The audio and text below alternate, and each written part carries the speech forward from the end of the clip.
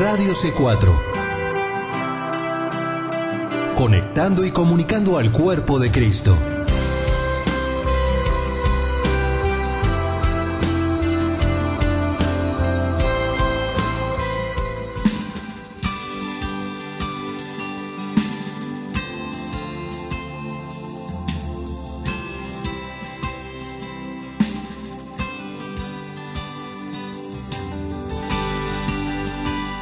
Radio C4 presenta Libre al Fin con Karina Guidi.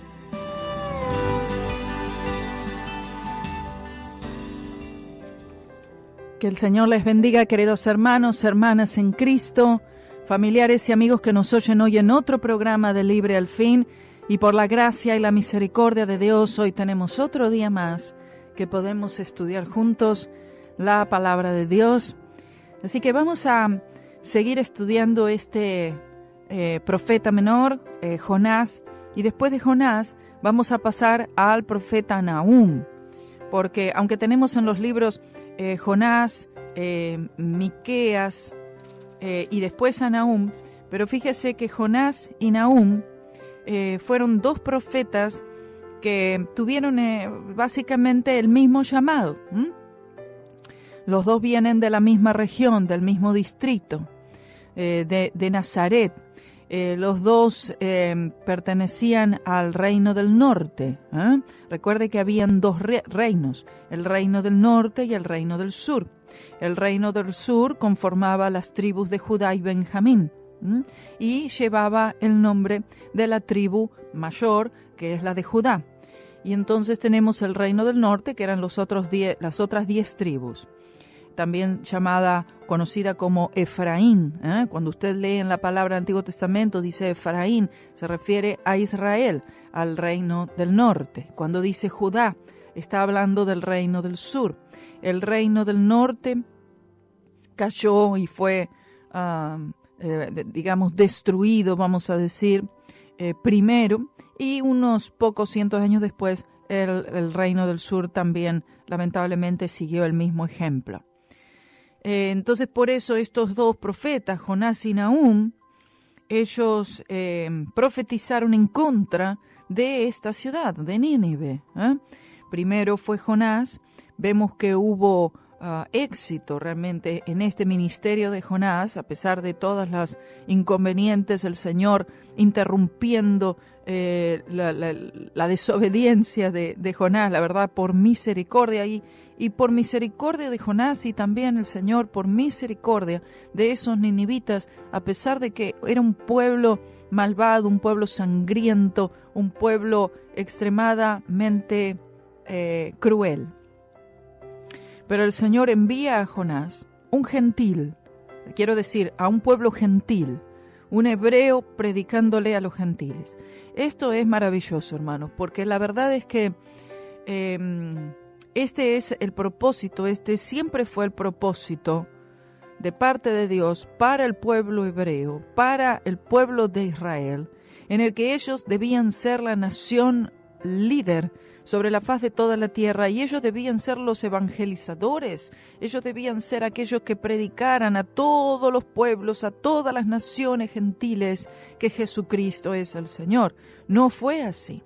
El Señor encomendó al pueblo de Israel 3 cosas. Número 1 era el entregarles su palabra, lo cual el Señor hizo, y ellos recibieron su palabra.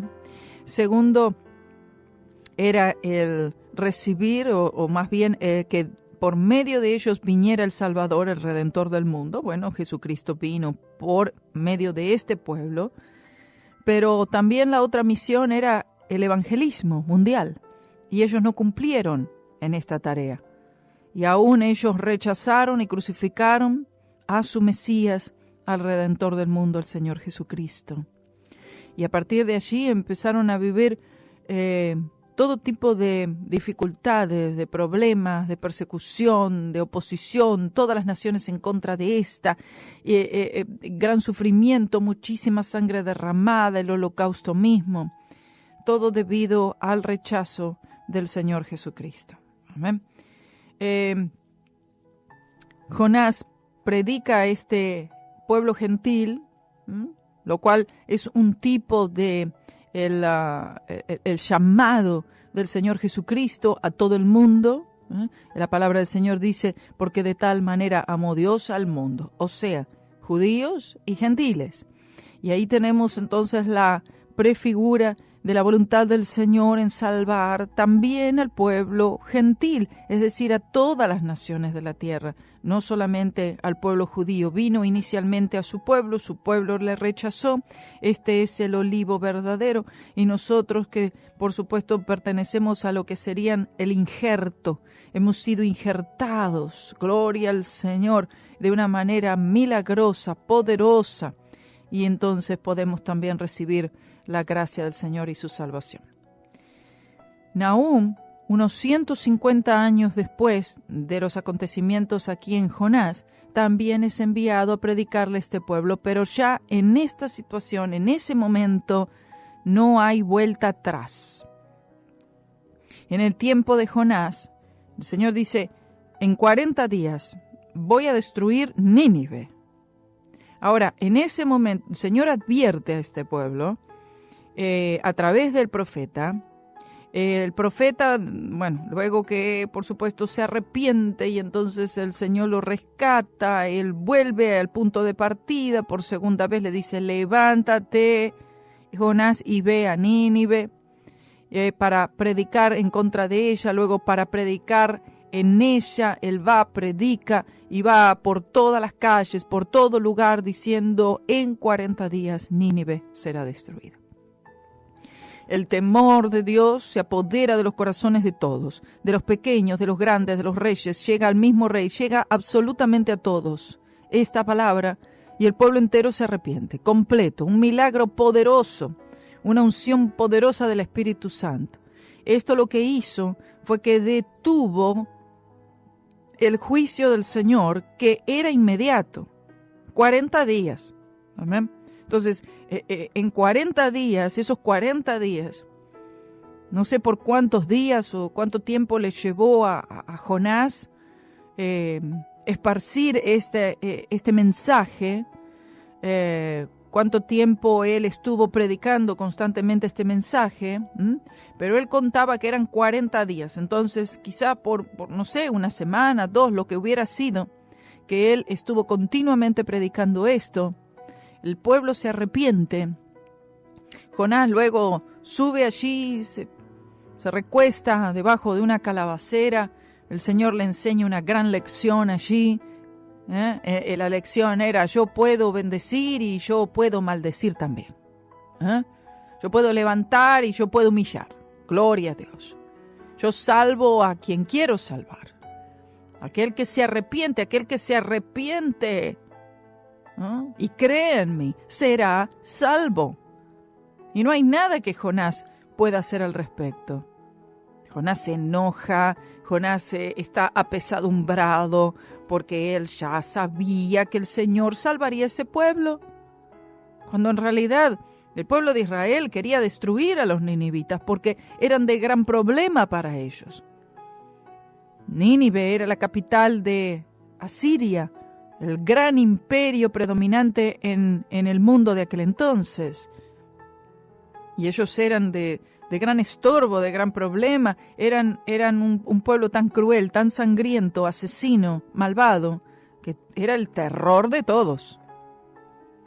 Y que este imperio siguiera subsistiendo, no eran muy buenas noticias que digamos para Jonás y para el pueblo de Israel. Pero el Señor quería salvarles. Gloria a Jesús. Y el pueblo se arrepintió. Y si una persona se arrepiente, por más que haya sido la persona más malvada en toda la tierra, y otros dicen, pero ¿cómo? Se arrepintió y ya está, y tan rápido y tan simple. Una vez me acuerdo que había ido al mall, al shopping aquí, y había un muchacho judío en uno de esos puestos vendiendo unos productos. Y entonces me estaba explicando algo. Y yo le empiezo a hablar acerca de Israel, acerca de la palabra, de Cristo Jesús y todo esto. Y entonces él empieza a hablar y dice, mirá, dice, yo soy hijo de Abraham, dice, yo he estado en el monte Sinaí mismo, yo he estado, bueno, y él estaba gloriándose. Yo puedo leer el Torá, dice él, yo puedo leer el Torá en hebreo y todo. Él se estaba gloriando en todas estas cosas, pero por supuesto no creyendo en el Señor Jesucristo. Así como comúnmente el judío es, ellos se glorían en todas estas cosas, se glorían en Abraham su padre y Moisés y todo esto, pero en la ley, pero rechazaron al Señor Jesús. No hay manera es decir, solamente es un milagro. Por eso vemos que esto ha sido un gran milagro, que los gentiles se convirtieron antes de que el pueblo de Israel se pudiera llegar a convertir. Imagínense si todo Jerusalén se hubiera convertido al Señor Jesucristo en el tiempo del Señor. Jesucristo dijo, uno mayor que Jonás es este. Si Jonás, predicando a un pueblo entero de aproximadamente 500,000 personas, y todos se convirtieron y se arrepintieron, Jesús dice, yo soy mayor que Jonás. ¿No? ¿Y por qué no todo Jerusalén pueda convertirse? No fue así. Y no porque el mensaje no fuera poderoso, no porque el Señor no tuviera la unción, el Señor Jesucristo estaba ungido. Y dice la palabra que el Espíritu Santo le fue dado a Cristo sin medida. Gloria a Dios.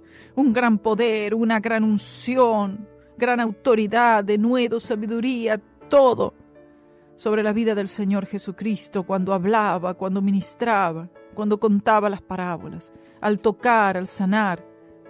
Todo maravilloso, poderoso, grande. Sin embargo, no se convirtió todo el pueblo de Israel a Cristo. En comparación, fueron muy pocos. Y no pudieron ellos reconocer a Cristo Jesús. Y un simple hombre hebreo y rebelde también, porque él fue a predicarles, pero fue a regañadientes. Pero les predicó. Se enojó, se apesadumbró. Dice, ahora seguimos teniendo este pueblo. Ahora, ¿qué pasa? Después de esta conversión pasan 150 años y el pueblo, ¿no?, empieza a rebelarse de nuevo. Vuelve a sus pecados, ¿no? Como tristemente, yo no sé al final de la vida de todos los que se convirtieron en este episodio, si todos vivieron para Dios, si todos honraron a Dios, si todos mantuvieron su fe en el Señor hasta el fin. No lo sé, no lo sabemos. Espero que haya sido. Tal vez la conversión de muchos fue superficial. Tal vez fue por el temor al juicio, no lo sé. Pero como sea, aquí dice que sí, que ellos se convirtieron, dice, de su mal camino. Y entonces Dios se arrepintió del mal que había dicho que les haría y no lo hizo. Eran culpables definitivamente. Merecían la destrucción y era algo inminente. Es como que, vamos a decir, como había dado el ejemplo, es como poner una leche a hervir, la ira de Dios. Y uno pone la leche a calentar y comienza esa ebullición, se empieza a calentar, ¿cierto? Bueno, la ira de Dios se encontraba ahí, en esa ebullición. Y el Señor ya había puesto una fecha, en 40 días. Bueno, ¿sabe qué? Si el Señor lo hizo tantas veces, el Señor lo sigue haciendo. El Señor a veces pone fechas. El Señor pone un día y una hora en el cual Él sabe que eso que comenzó a hervir, esa ebullición, en representación a la ira del Señor, va a llegar un momento en el que va a llegar a su punto final, al colmo, y va a hervir. Y cuando eso toma ese hervor, esa leche, ¿no?, cuando uno pone a hervir, bueno, cuando subió, se derramó completo, no hay nada, es tan rápido, es instantáneo. Dice, ay, pero ¿qué pasó tan de repente? No fue de repente, empezó eso, ebullición. Hubo un tiempo de calentamiento. Y el tiempo ese de esa ebullición y calentamiento en referencia a la ira del Señor, era este tiempo en el cual Jonás es enviado para predicar arrepentimiento. Dios vio las cosas que habían hecho, malvadas. Pero entonces también vio lo otro que hicieron, que fue que ellos buscaron al Señor en oración, ayunaron, no porque fueran salvos por las obras, pero sino que Dios vio que hubo una consecuencia, un resultado, un fruto de este arrepentimiento. Frutos dignos de arrepentimiento dieron estos ninivitas. Y debido a esto el Señor se arrepintió, es decir, tomó una dirección diferente de la dirección a la cual iba. ¿Cuánto tiempo duraron así? No lo sé, pero vemos que 150 años después viene el profeta Nahum otra vez a predicar destrucción, que lo vamos a ver en un momento, o empezar a ver en un momento. Amén. Entonces, estábamos en el capítulo 4, que es el último capítulo de Jonás.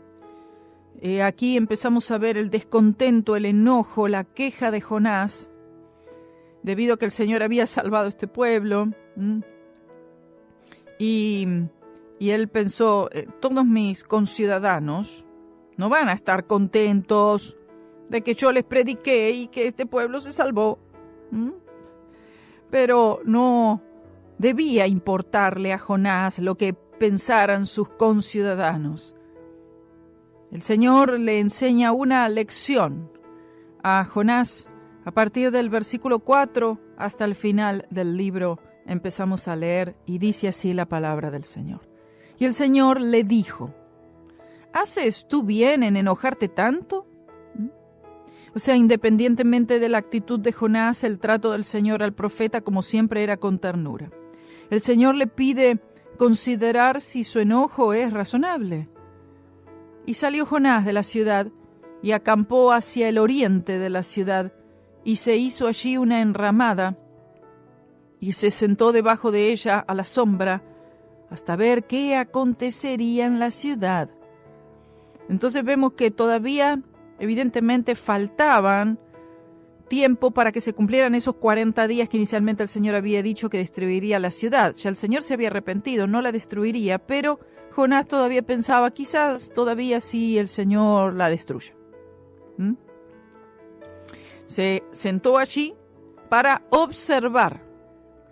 Versículo 6, y preparó el Señor Dios una calabacera, la cual creció sobre Jonás para que hiciese sombra sobre su cabeza y le librase de su malestar.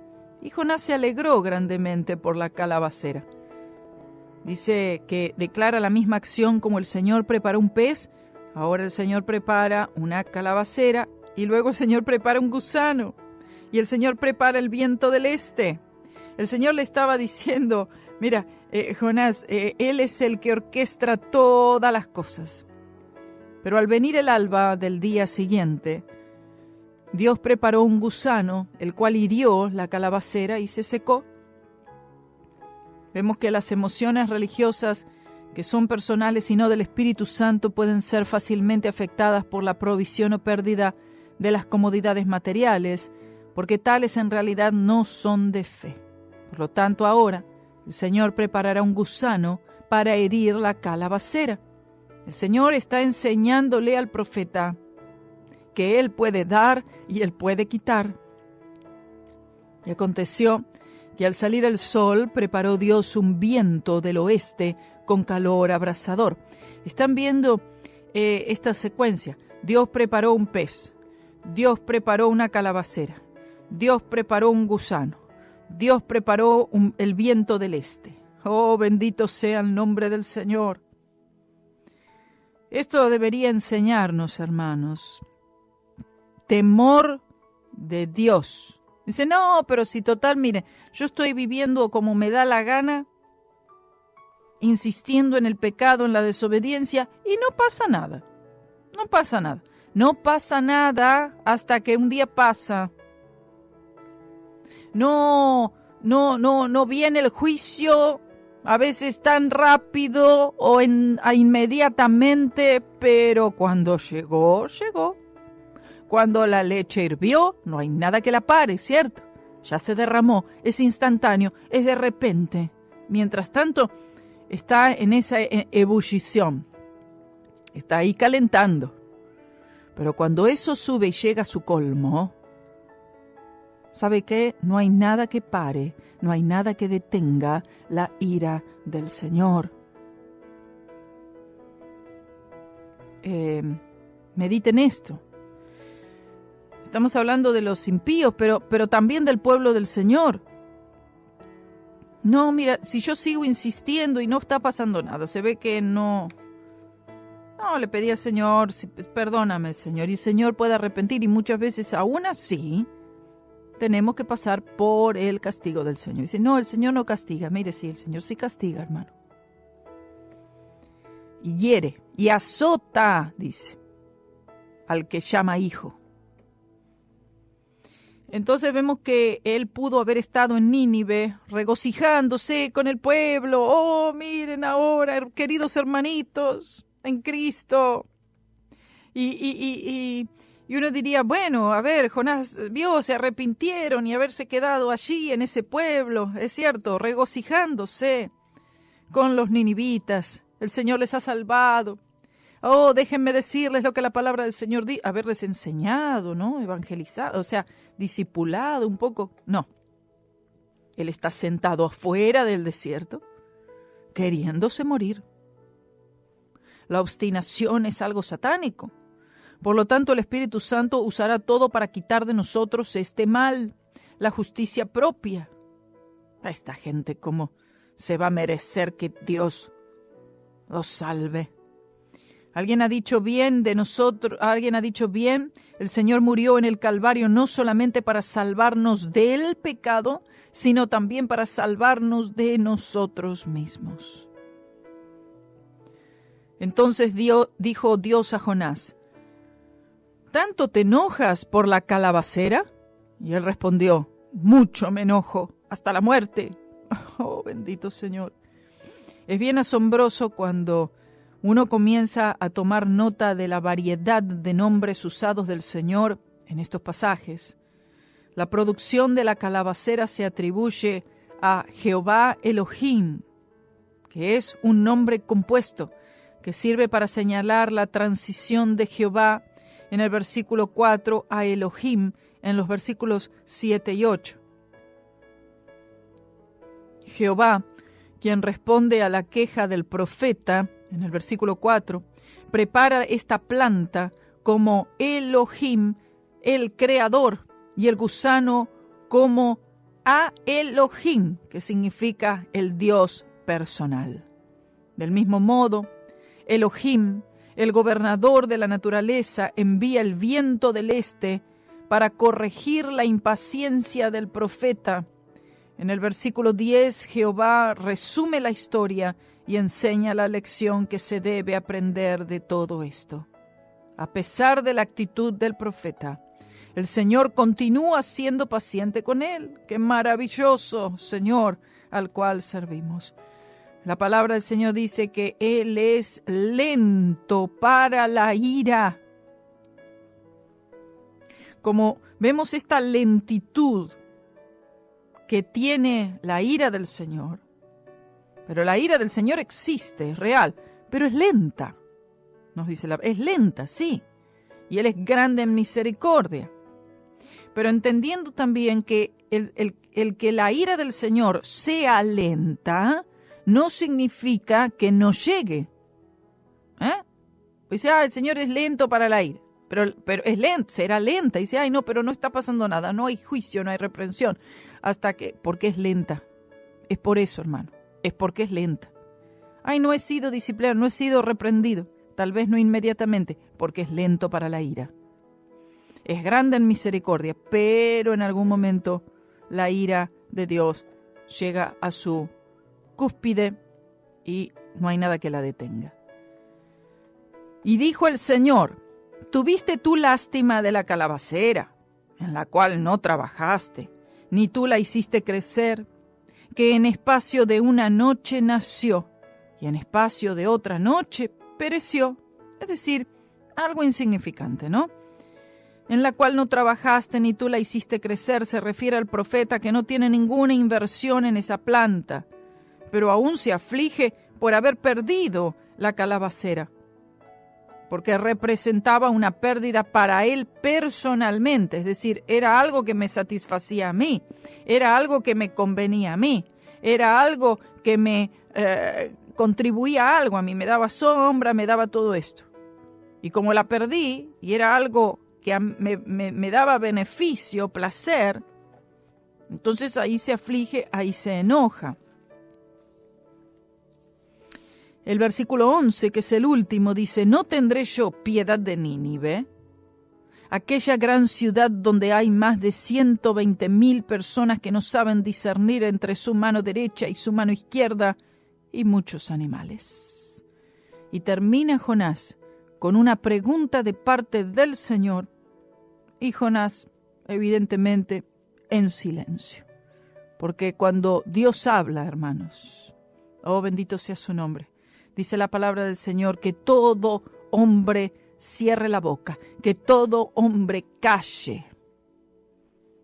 Y delante del Señor queda como mentiroso y Dios verdadero. Muchos han malentendido esta escritura, creyendo que Nínive tenía solamente 120,000 habitantes, pero esta frase que dice que no saben discernir se refiere solamente a los infantes. Por lo tanto, la población de esta ciudad bien pudo haber tenido alrededor de 500,000 personas o más. El libro termina de manera abrupta, pero su propósito se ha cumplido. Jonás tuvo que callar. No puede contestar. Solo puede confesar que estaba totalmente equivocado y que Dios es justo. Por lo tanto, el motivo de este libro. Jonás aprendió la lección que Dios quiere que todos los seres humanos sean salvos y que cualquier cosa que obstaculice el camino de esta tarea imprescindible, importante, es enormemente desagradable y ajeno a su designio. ¿Cuánto tiempo permaneció Nínive fiel al Señor? No se nos dice. Pero sí sabemos que más adelante esta ciudad todavía persiste y sí es digna de destrucción, al menos que hubiera un nuevo arrepentimiento, lo cual no vuelve a suceder. No vuelve a suceder. Nínive finalmente es destruida totalmente. Es decir, bueno, pero esta generación no, y esta otra generación sí fue destruida. Una generación bien puede creer, un padre bien puede creer y el hijo no, o el hijo bien puede creer y el padre ser destruido. Amén. ¿Por qué? Porque la salvación es algo tan individual y tan personal que el padre no puede pagar por el pecado del hijo y el hijo no puede pagar por el pecado del padre. Esta salvación es única. Esta salvación es para el pecador. Esta salvación es para el individuo. Gloria a Jesús. Y cada individuo, cada uno, tiene que hacer su propia decisión. Tiene que recibir por la fe al Señor Jesucristo como Salvador de sus vidas, por supuesto, sin que falte el verdadero y bíblico arrepentimiento. Jonás aprende esta lección. El Señor, esta es mi voluntad es salvar. Y si las personas vienen a mí conforme a mi requisito, que es arrepentimiento para con Dios y fe en el Señor Jesucristo, ¿qué tienes tú que decir al respecto? ¿Por qué tienes que tú enojarte? ¿Es razonable, Jonás, que te enojes porque yo quise salvar a este pueblo? Y Jonás llega a entender esta gran lección de parte del Señor, el motivo de todo este libro. Él sigue siendo justo. Gloria sea a su nombre por siempre. Vamos a una pausa y tras la pausa volvemos con el profeta Nahum.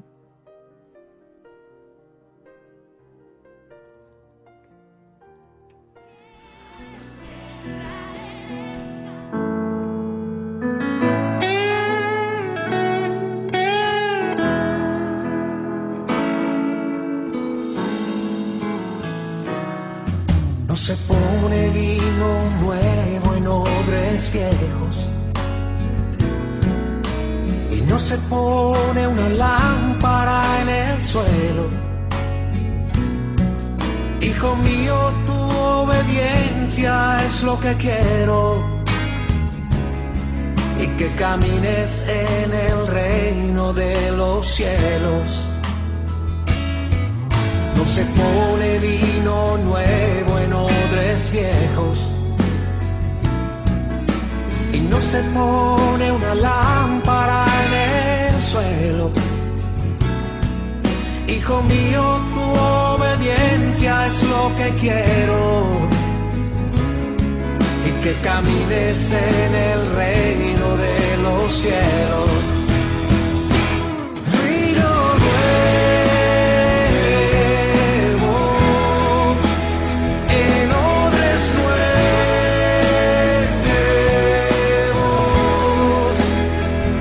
Vino nuevo en odres nuevos.